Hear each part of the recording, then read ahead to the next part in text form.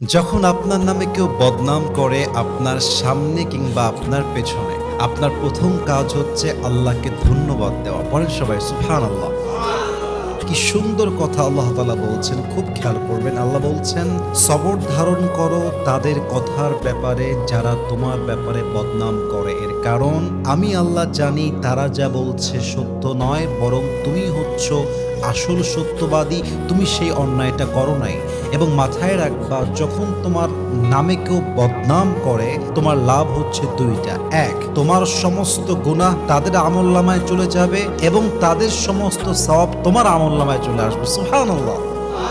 তো যারা বদনাম করবে তাদের জন্য আপনি আফসোস করবেন যে ইস রে, আমার ভাইটা বুঝে না, আল্লাহ আমার ভাইকে তুমি হেদায়াত দান করো। কিন্তু মানুষের বদনামের জন্য, অন্যের চরিত্র নষ্ট হওয়ার জন্য নিজের চরিত্র নষ্ট করা, এটা বোকামি ছাড়া আর